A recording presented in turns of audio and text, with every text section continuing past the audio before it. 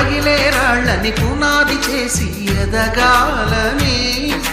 తరిమే వాళ్ళని హితులుగా తలచి ముందుకెళ్ళాలని,